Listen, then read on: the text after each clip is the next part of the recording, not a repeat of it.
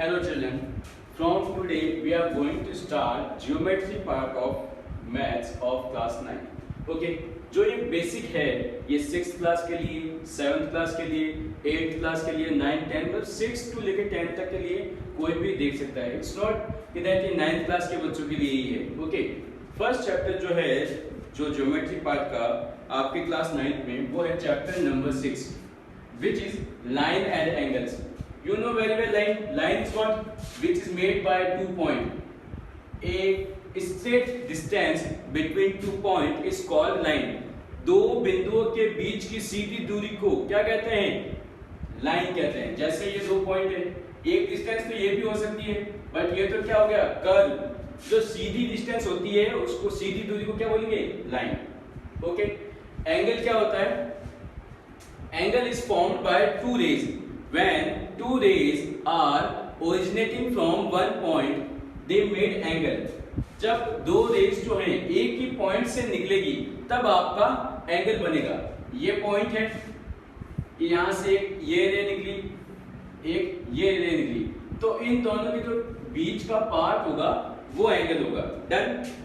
Angles are made by two rays. Done. of which is originating from one common point. दोनों rays एक ही line से निकल रही है, एक ही पॉइंट से निकल रही है. डन. अब एंगल्स क्या होते हैं? एंगल्स के बाद एक्यूट एंगल. एक्यूट एंगल क्या होता है? जिसकी वैल्यू 0 to 90 के बीच में होती है. देखो, less than 90 and greater than 0. Okay, देखो इस लाइन का मतलब समझो. एक आप लोगों ने डेफिनेशन पढ़ी होगी, acute angles those angles which are greater than 90 and less greater than 0 degree and less than 90 degree is called acute angle. Okay, ये लाइन बोलने में मुझे 10 से 15 सेकंड लगेंगे. डन. बट अगर इसको आपको शॉर्ट में लिखना हो या समझने के लिए लिखना हो, डन, तो ये शॉर्ट फॉर्म है. कैसे? थीटा रिप्रेजेंट करता है एंगल को. डन. अब थीटा की वैल्यू 90 से तो कम है, ये क्या है? 90 डिग्री से कम है और 0 से बड़ी है, तो वो एंगल कौन सा होगा? Acute angle. डन. आया समझ में? Right angle A angle which value is 90 degree. Done. Theta की वैल्यू 90 डिग्री है, उसको हम राइट एंगल बोलेंगे. ऑब्ट्यूज एंगल जिसमें थीटा 120 से तो 180 से तो छोटा होगा. डन. बट 90 से बड़ा. Theta greater than 90 and less than 180 degree is called obtuse angle. Done. Straight angle theta equal to 180 degree. Done. आया समझ में?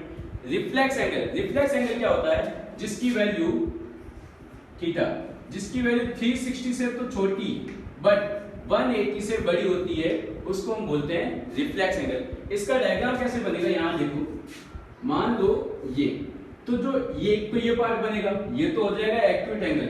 जो इसका बाहर वाला पार्ट है ये जो होगा यहां आएगा 90 डिग्री से बड़ा. डन. आया समझ में? ये हो गया आपका 360 रिफ्लेक्स एंगल. कंप्लीट एंगल, एक डॉट बोलो या सर्कल बोलो, ये आपका हमेशा कंप्लीट एंगल बनाता है. एक डॉट बोलो या सर्कल बोलो, that is known as complete angle. Supplementary angle, अब देखो इन दोनों एंगल से देखो, सप्लीमेंट्री एंगल एक एंगल नहीं है. If two angles sum is 180 degree, those angles are called supplementary angle. मान लो ए और बी दोनों मिला के 180 है. ठीक है, ए एंड बी दोनों मिलाकर 180 है, तो A and B both are each others supplementary angle. A का सप्लीमेंट्री एंगल बी का सप्लीमेंट्री एंगल ए. जैसे आपसे पूछ लिया जाए what is the supplementary angle of 100 degree, तो 100 डिग्री में आप क्या ऐड करोगे कि 180 बन जाएगा? सिंपल 80 ऐड करोगे. डन. 70 का क्या होगा? 110. Okay, they both each others supplementary angle. Complementary angles क्या होते हैं? जिनका सम 90 होता है. ओके, अब यहाँ पे a प्लस बी 90 बन जाए then A and B both are each other's supplementary angle, जैसे 70 and 20, 30 and 60, ऐसे बन सकते हैं जितने पे बनाना जो adjacent angles, those angles in which one side is common, then means उनकी एक साइड जो दो एंगल adjacent angles क्या होते हैं, there are two angles in which one side is common are called adjacent। जैसे इसको देखो, एक ये एंगल फॉर्म हो रहा है जिसको हम थीटा 1 बोलते हैं, एक ये एंगल फॉर्म हो रहा है जिसको हम थीटा 2 बोलते हैं। Okay, then both are theta 1 and theta 2 both are adjacent angles. देखो, in adjacent angle vertex point is common and one side is common. Okay, तो डेफिनेशंस को समझो। Adjacent angle, there are angles in which one side and vertex point is common, that is called adjacent angles। done। अब देखो, अब हम पढ़ते हैं linear pair। Okay, intersecting lines। Okay, and theta 1 and theta 2 क्या है, पेयर ऑफ एंगल्स भी है। अगर आपको कहीं लिखा मिले theta 1 and theta 2 is what, pair of angles। done। now we are going to start intersecting lines।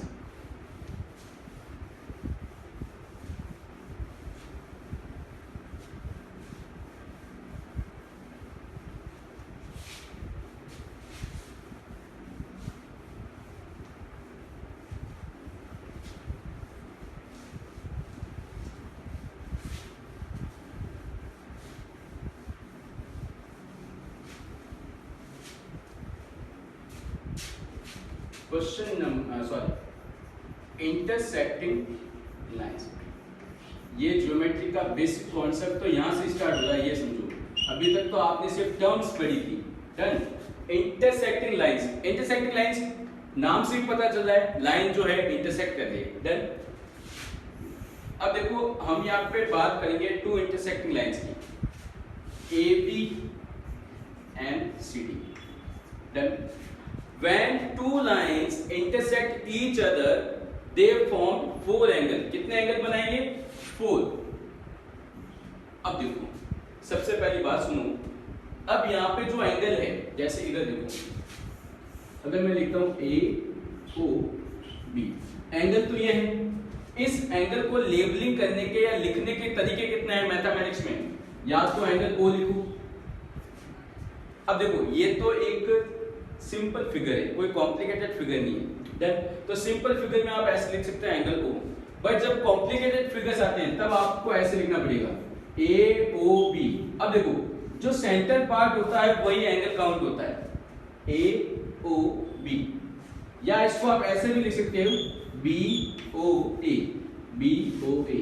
Centre part तो आपका ओ ही रहेगा। देन ये जो होता है, जब फिगर कॉम्प्लिकेटेड होता है, थोड़ा जटिल फिगर होता है, तब हम लोग ऐसे लिखते हैं, या सिंपल फिगर में हम इसको ऐसे भी रिप्रेजेंट कर सकते हैं। देन अब इधर देखो, ये स्टार्टिंग ईयर का कॉम्प्लिकेटेड फिगर है। अब इसमें टोटल एंगल्स कितने बन रहे हैं ये देखो आप। अगर आप लिखते हो एंगल ओ, तो विच एंगल हो, कौन सा एंगल हो, ये वाला एंगल हो, ये वाला एंगल हो, या ये वाला, या ये वाला। तो यहाँ पर तो ये सिंपल फिगर है ही नहीं। अब देखो, यहाँ पे टोटल 4 एंगल कौन से बन रहे हैं, A O D, B O D, C O B and A O C. Total ये 4 फिगर ही बन रहे हैं, 4 एंगल ही बन रहे हैं। देखो,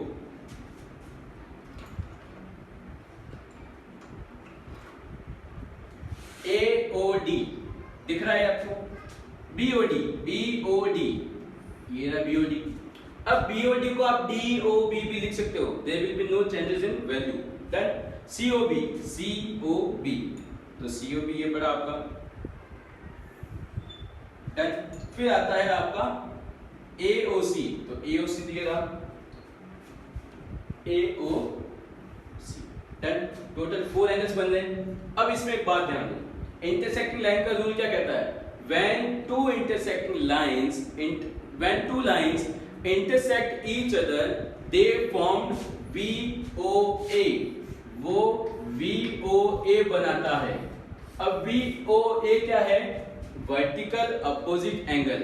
जो वर्टेक्स के अपोजिट एंगल है वो एंगल इक्वल होते हैं। जैसे AOD के अपोजिट कौन सा एंगल है? AOD के अपोजिट एंगल कौन सा है? BOC। It means AOD is equal to BOC। Done. अभी मैंने बताया इस AOD को DOA भी लिख सकते हैं और BOC को COB भी लिख सकते हैं, जो कि मैंने यहां पे लिखा था। अब ये पार्ट और ये पार्ट दोनों सेम है, कंफ्यूज मत होना। AOC के वर्टेक्स के अपोजिट एंगल कौन सा है? BOD। तो ये इक्वल हो जाएगा BOD। Okay. Whenever two lines intersect each other, they make vertical opposite angle which are equal. Vertical opposite angle, अगर lines straight हैं तो जो भी एंगल बनेगा कैसे बनेगा? इक्वल एंगल बनेगा। डन। इंटरसेक्टिंग लाइंस का मतलब होता है ये। डन। अब आया लीनियर पेयर।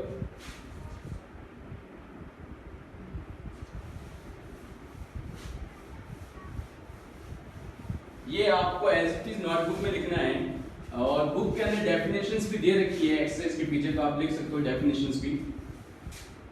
अब आया आपका लीनियर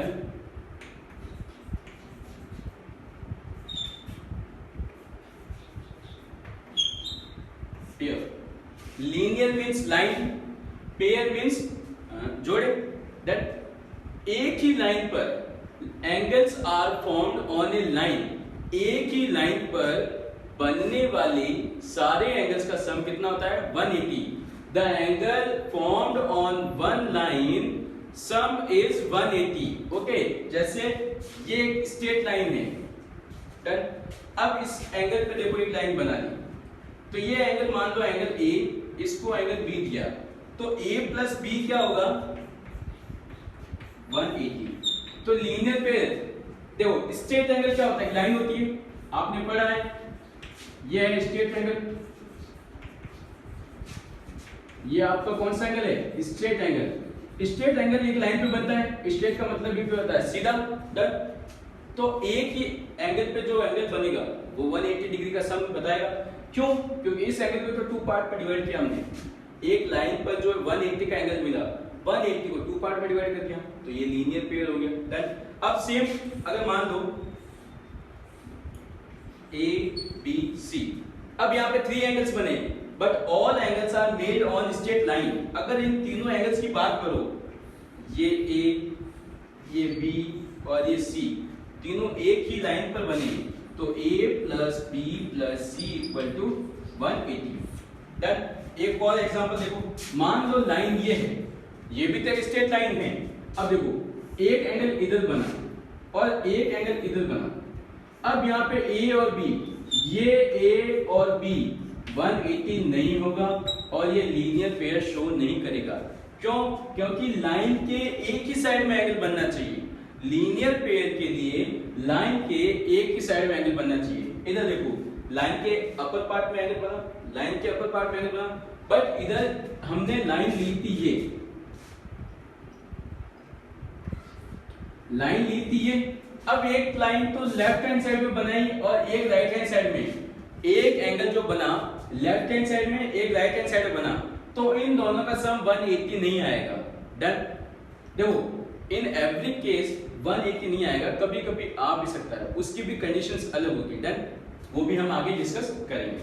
अब इसी लाइन की बात करें, अगर एक एंगल इधर, ये इधर, जैसे ABC। अब देखो लाइन तो यही है आपकी, लाइन के एक ही साइड में एंगल बने तीन, तो ये तीनों 180 शो करेगा, ये तीनों 180 शो करेगा। डन।